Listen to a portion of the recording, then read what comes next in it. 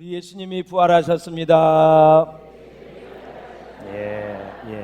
인류 역사의 최고의 기적입니다. 미국의 예일 대학에 니콜라스 월터 스토프라는 교수가 있습니다. 이 사람이 라멘트 포러 선이라는 책을 썼는데 한 아들을 위한 슬픈 노래입니다. 사랑하는 아들을 잃어버리지요. 그 이후에 이 아버지의 슬픔을 기록한 책인데 많은 사람들에게 감동을 주었고 또 우리의 이제 믿음을 새롭게 하는 그러한 면에서 도전을 준 그런 책입니다. 그 책 중에 이런 대목이 있습니다. 내 아들 에릭은 미국 뉴헤븐에 눈 내리는 날 저녁에 태어나서 오스트리아 카이저 게비리거에 눈 쌓인 봉우리에서 25세의 나이로 죽었다. 나의 아들의 뺨을 내가 만져보았다. 그의 뺨은 아주 차가웠다. 죽음은 차가운 것이었다. 그리고 죽음은 조용했다. 영혼이 떠나버린 아들의 육신은 모든 부드러움은 다 사라지고 차갑고 돌같이 굳은 그런 것이었다. 내가 아들을 땅에 묻을 때 거기에 묻은 것은 아들이 아니라 나 자신이었다. 장례식 끝난 후에 세상은 완전히 달라졌다. 핑크색은 보라색으로 변했고 파란 하늘은 잿빛으로 변했다. 더 이상 나에게는 아름다운 것은 아무것도 보이지 않았고 아무 소망도 아무 기쁨도 없었다. 깊은 고통 속에서 오랫동안 고민하고 시달리고 있을 때 하늘로부터 음성이 들려오면서 그 속에서 큰 위로를 받을 수가 있었다. 오직 유일한 하늘로부터 오는 위로를 받을 수 있었다. 아들을 십자가에 내어 보내주신 아버지 하나님의 마음을 조금이나마 이해할 것 같았다. 독생자를 십자가에 못 박은 그 아버지의 마음을 조금 잘 알 것 같아서 이제는 생각이 좀 달라졌다. 그리고 부활신앙으로 슬픔을 이겨내면서 또 한 번 우리 하나님께 질문을 하였다. 마음속에 이런 물음이 있었다. 하나님, 과연 내 죽은 아들 에릭이 살아날 수 있을까요? 하나님의 음성이 다시 내 귀에 들려왔다. 내가 이미 죽은 자를 일으켰으며 부활시키셨도다. 십자가에 죽은 내 아들을 내가 다시 일으켰다. 사랑하는 내 아들아, 너는 이것을 잊지 말라. 사랑하는 성도 여러분, 고린도전서 15장은 부활에 대해 집중적으로 다루고 있습니다. 사랑하는 여러분, 사실 우리가 잘 믿거나 못 믿거나 간에 부활신앙이 없는 철학, 부활신앙이 없는 도덕, 부활신앙이 없는 윤리, 부활신앙이 없는 우리의 직장과 사업, 우리가 행하는 모든 일들이 어떤 의미가 있을까요?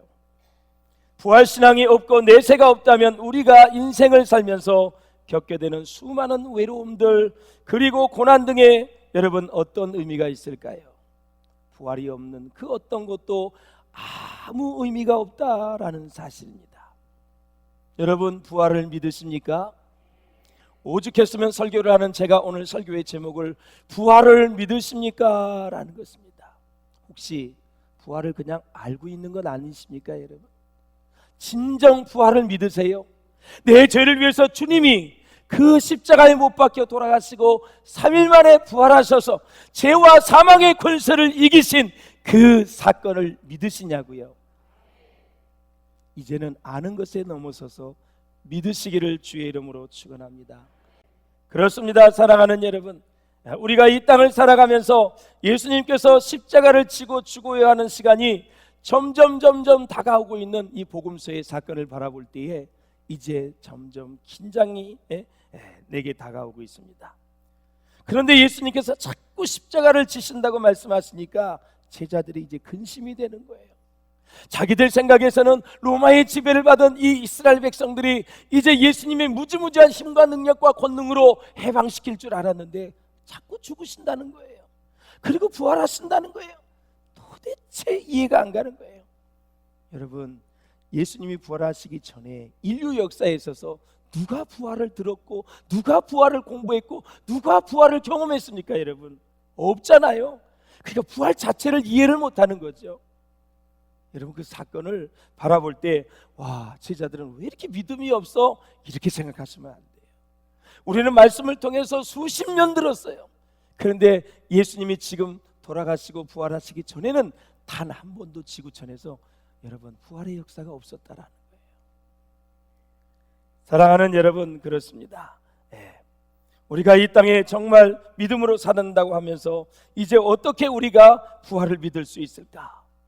자, 제자들을 보시면 그 제자들의 삶을 따라갔으면 우리의 믿음이 점점 성장하고 성숙할 수밖에 없어요.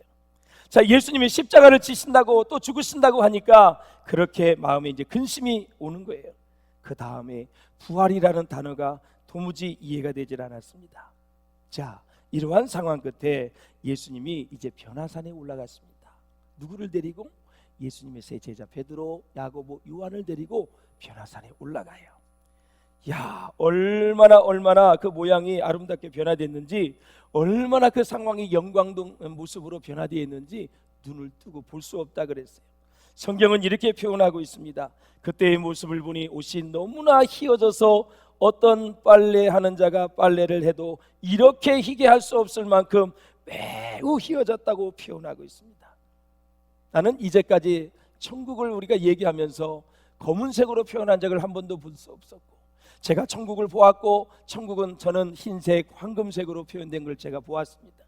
이렇게 얼마나 휘어지게 하나님의 영광을 보여주고 있는데, 어찌됐든 흰 옷을 입은 예수님과 모세와 엘리야가 함께하는 영광된 자리에 다 눈앞에 나타나게 된 거죠. 그 영광스러운 예수님께서 십자가를 지시고 부활하실 것을 미리미리 말씀해 주신 거예요. 자, 예수님이 야 얘들아, 내가 본래 이러한 존재야. 하늘에서 이미 영원 전부터 계셨던 하나님이야. 앞으로 내가 인류의 죄를 가지고 십자가를 지겠지만 3일 이후에 이런 모습으로 내가 부활을 할 거야. 그러니 너희들이 수많은 이 복음을 전하는 상황에서 박해와 핍박이 와도 이 영광스러운 모습을 생각하면서 너희들은 그 핍박과 박해를 이겨야 돼. 그래서 예수님이 다 체험을 하게 해주시고 예수님이 경험을 하게 해주시는 거예요. 여러분, 예수님이 주신 모든 경험과 체험, 모든 축복은 다 어디로 이어져야 되느냐? 미션, 사명으로 이어져야 돼요. 사복음서의 모든 제자들에게 보여주시고 가르쳐주신 것은 다 미션, 사명으로 이어졌어요. 그것이 그렇게 이어지지 않으면 그들은 인간적인 생각을 가지고 살 수밖에 없고 그는 다시 세상으로 돌아갈 수밖에 없어요. 그래서 사명에 붙들린 자가 복이 있는 거예요. 다른 생각할 시간이 없고 생각도 없어요. 우리 인생은 연약하고 죄 가운데 있기 때문에 다른 생각 해봤자 다 죄를 지을 생각, 어떤 사람을 누구 걸 뺏을까, 누가 더 이익을 많이 볼까, 다 세상적인 가치관으로 충만할 수밖에 없어요. 가득 찰 수밖에 없어요. 사명에 붙들림 받을 수 있기를 주님의 이름으로 축원을 드립니다.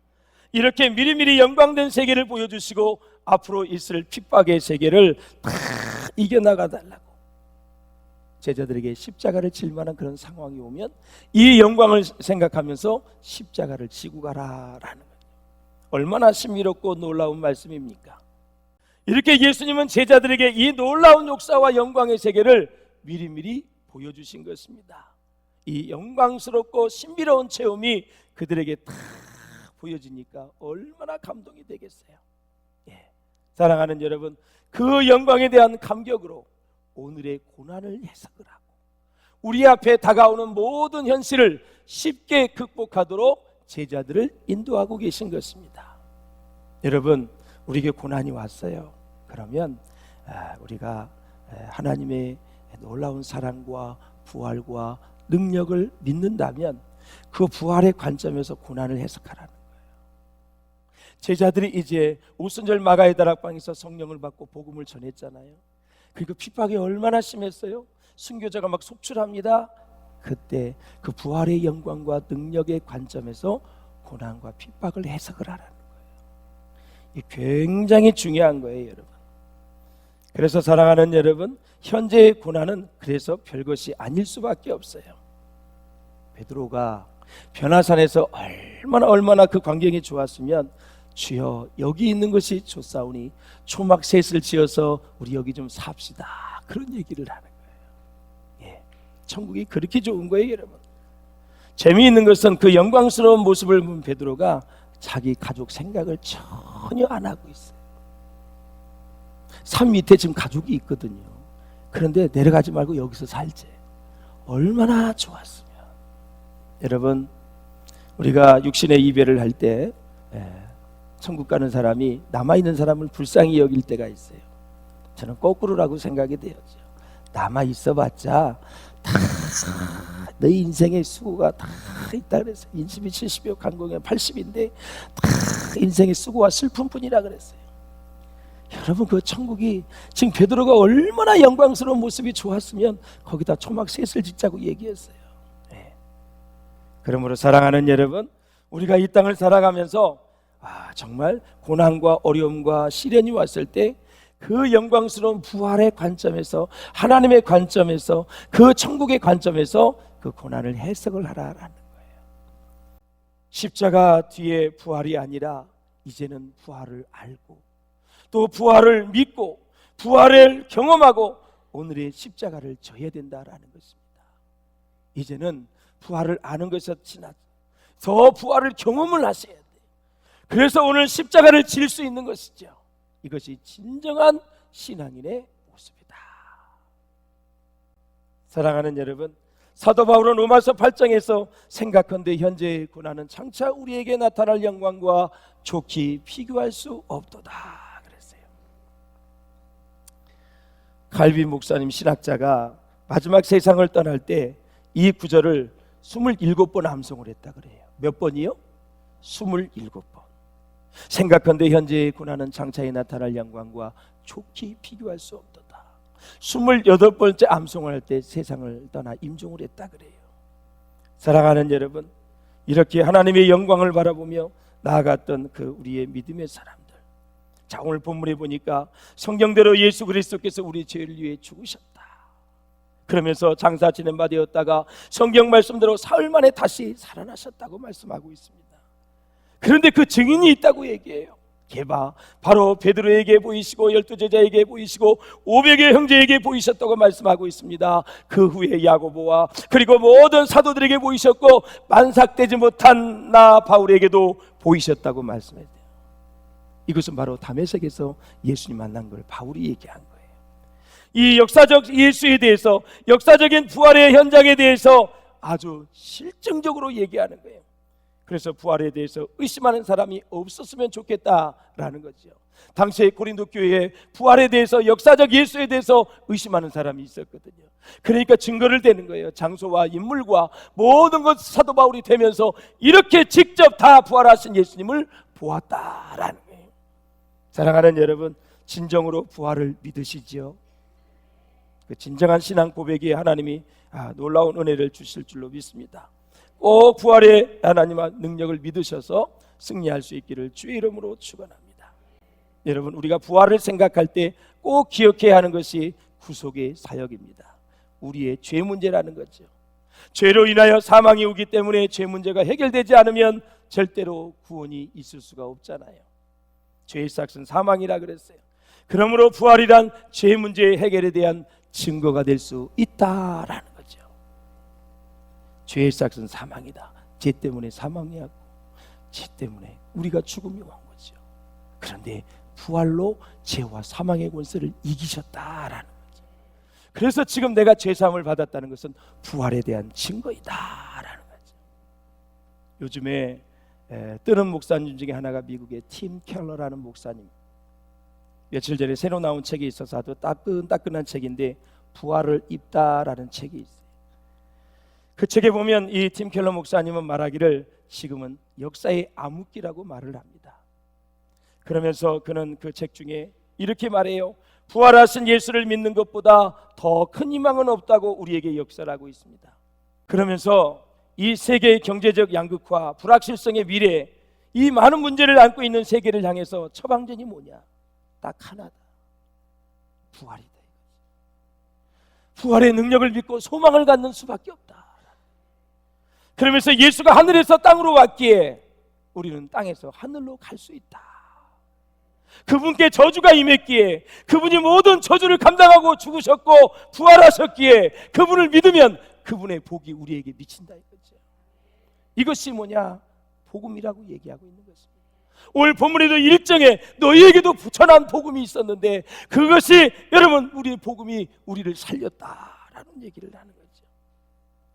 췌장암으로 고통하고 있는 중에 예수 부활이 자기에게 최고의 위로가 되었고 부활의 능력이 새롭게 자기에게 다가왔다고 그 목사님은 고백하고 있습니다. 그러면서 마지막으로 아무리 힘들고 어려운 인생을 살아도 마음의 희망을 주님께 두라는 것입니다. 인도의 유명한 성자 선다싱을 아시죠? 그는 힌두교의 시초에 있는 인도 사람입니다. 조상적부터 다 오랫동안 힌두교 사람으로 살아온 그런 사람인데 어느 날 예수를 믿고 구원을 받아 복음을 전하는 사람이 되었습니다. 이 소식을 영국이 들었습니다. 너무너무 고마워서 선다싱을 영국에 초대를 했습니다.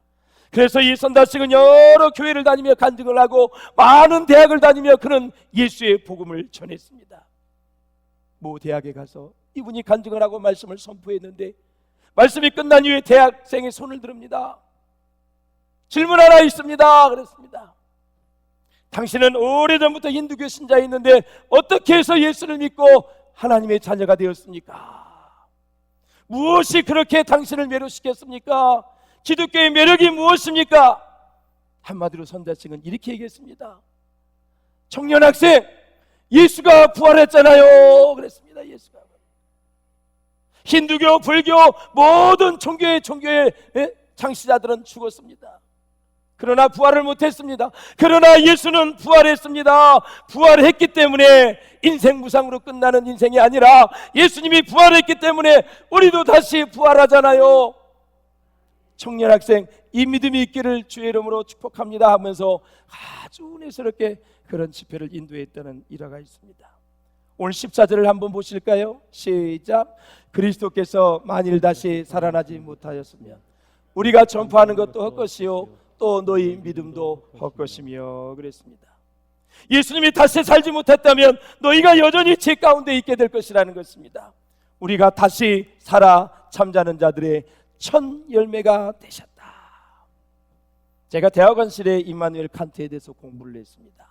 철학을 아주 심취 있게 공부를 했는데 그 임마누엘 칸트가 마지막에 수없이 많은 공부를 하며 마지막 이런 얘기를 해요. 부득불 내세에 대한 신앙을 가질 수밖에 없다. 아무리 고차원의 윤리과 도덕으로 가도 결국은 내세에 대한 신앙을 가질 수밖에 없다라는 거예요. 여러분, 철학 공부를 못했다고 아쉬워하지 말아요. 머리 터져라 공부한 사람이 한 얘기가 내세의 신앙이 필요하다. 우리도 그것도 모르고 그냥 예수 믿고 구원받았어. 얼마나 감사해. 머리 터지도록 공부 안 했어? 철학 공부 안 했어? 그럼에도 불구하고 지금 예수 믿고 천국에 대한 확신이 있어. 얼마나 감사해. 얼마나 감사해. 어떤 재미있는 분이 아주 궁금했대요. 예수님이 부활했는데 왜 하필이면 여자에게 먼저 나타나셨을까 했더니 여자에게 먼저 나타나야 소문이 빨리 퍼진다 그래서.